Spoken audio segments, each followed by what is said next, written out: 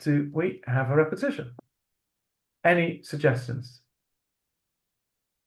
Why do we repeat we don't do it in the evening service at Mariv, but we do at Shacharit, at Musaf, and at Mincha, and on Yom Kippur at Ne'ilah as well.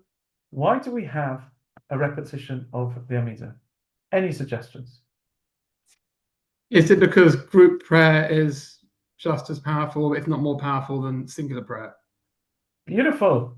That is one of the answers, and we'll come to that in a moment. Because maybe they weren't listening. Well, listening. I developed that a little bit. It's because the first private Amidah, if they didn't have the skills, didn't have the ability, missed it, all of those, that's why there's a communal repetition. So Lewis is on to serious point scoring there. Alvin set the tone a little bit earlier. So well done, Lewis family, for 2 of the answers. And we'll develop any other thoughts. I mean, those are the 2 main reasons. So I'll go through in the order that I prepared. And Lara comes first here on this one. To fulfill the obligation for those who aren't fluent. Historically, not everyone had a prayer book, not everyone has a Siddur, or knew the Amidah, or knew Hebrew. And so the public repetition, the Chazarat Hashaks, which is the Hebrew for it, allowed everyone to fulfill their obligation by answering Amen to the prophet. That's why. Nowadays, and we know, and we said this last week, prayer can be done in English, and if you have a prayer book and one is not familiar with the Hebrew, one can say it in English.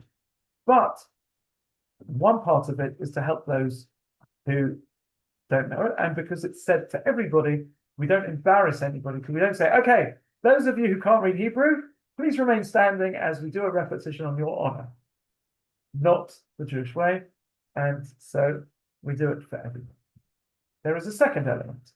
The second element, as Michael suggested, is, and this is based, as Michael would have known, this is based on his view is that of the Rambam, that of Maimonides, and he's just showing off that the Rambam, Maimonides, writes that the repetition is an essential form of communal prayer, and it's in fact distinct from the silent prayer.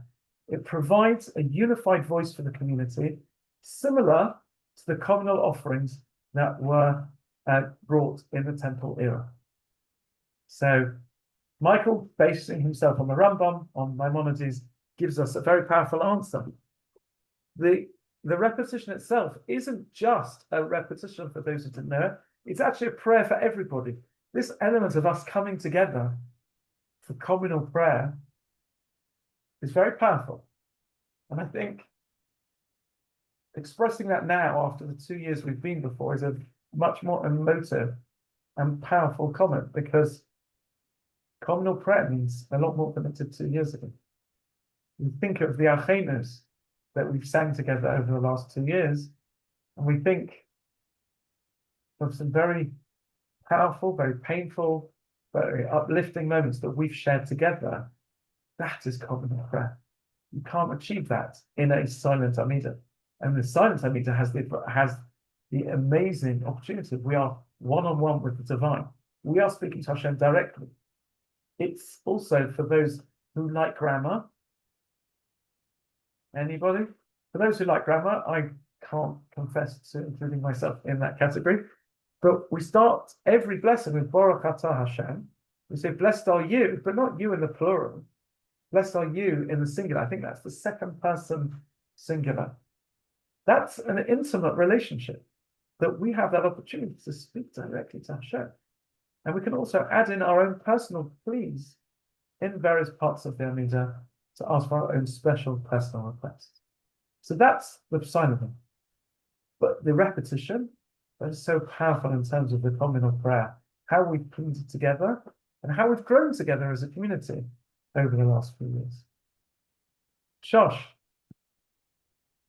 I have 2 questions, if that's okay. I'm not sure if we can cope with 2, but yeah, go on. So the first one is, why do we only bow at certain Baruch Atah Adonais, but not all of them?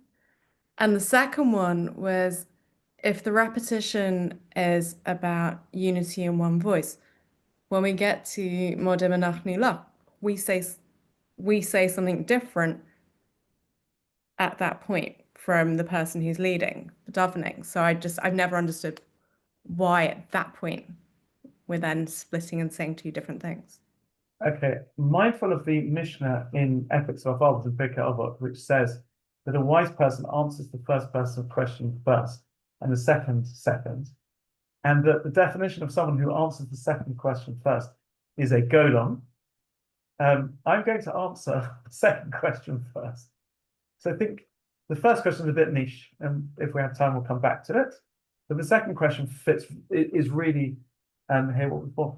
And I think perhaps I gave the answer a moment too early. I should have said it now, in that however powerful communal prayer is, saying thanks can never be done through an agent.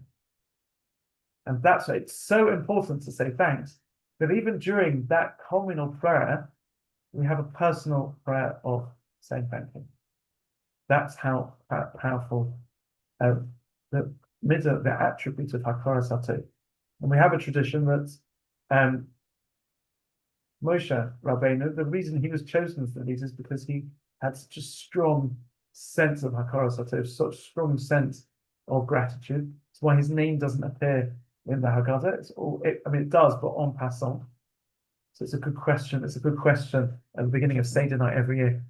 See how many times you could spot Moses' name in the Haggadah. And you'd have thought the great Moses who brought the Jewish people out of Egypt, and tonight we're telling the story of coming out of Egypt. Nothing. Why? Because he saw himself as a conduit, because he translated everything back into praise to Hashem. He wanted Hashem to get the credit, not him, and therefore he was the perfect agent to bring about the redemption.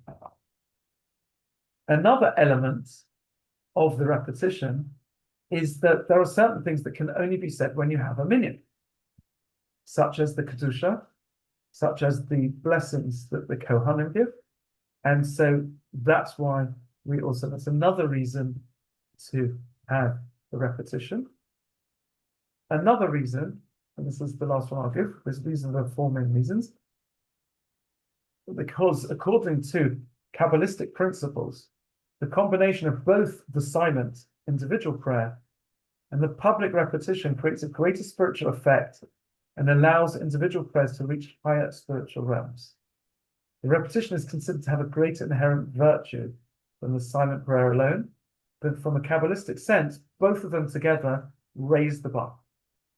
And so that's another reason we have the